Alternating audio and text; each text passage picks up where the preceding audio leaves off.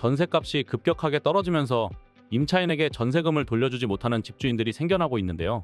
이럴 때 임차인이 대응할 수 있는 방법에 대해 알아보았습니다. 본격적으로 소개하기 앞서 구독과 좋아요 부탁드립니다.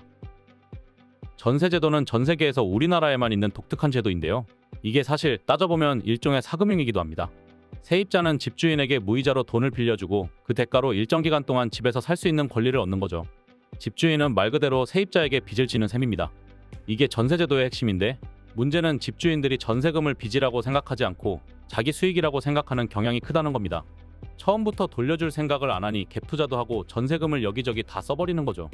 그리고 다음 세입자가 들어오면 그 돈으로 전세금을 돌려주게 되죠. 새로 대출받아 기존 대출을 갚는 대출 돌려막기와 같은 방식입니다.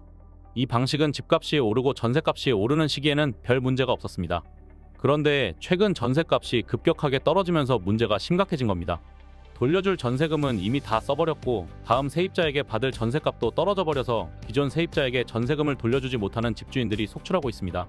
2021년 전세값이 정점이었던 때 계약이 올해 무더기로 만료되는데 올해 전세값이 급격히 떨어져 버려서 전세금을 돌려주지 못한 사고가 많이 발생할 것으로 보입니다. 대출을 했는데 갚을 돈이 없으면 가지고 있는 재산을 처분해서라도 빚을 갚으려는 태도를 가지는 게 상식적인데, 전세값이 떨어졌다고 집을 파는 집주인은 별로 없죠. 주식이나 코인처럼 투자의 리스크를 감수하고 손절도 할 수 있어야 하는데 이상하게 부동산은 막연히 언젠가 오르지 않을까 생각하면서 버티는 경향이 강합니다.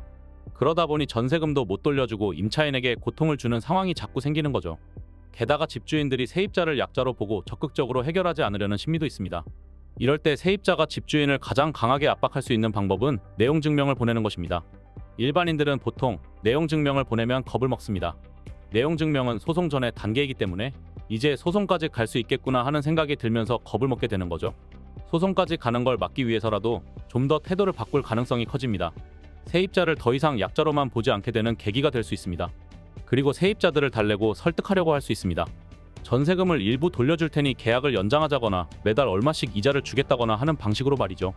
그런데 사실 전세금을 온전히 다 돌려주지 않고 이런 식으로 협상을 하는 건 세입자에게는 대부분 유리하지 않습니다.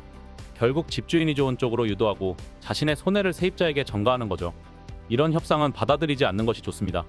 물론 집주인과 감정 싸움 하지 않고 서로 존중하면서 대화로 해결해 나가는 게 가장 이상적입니다.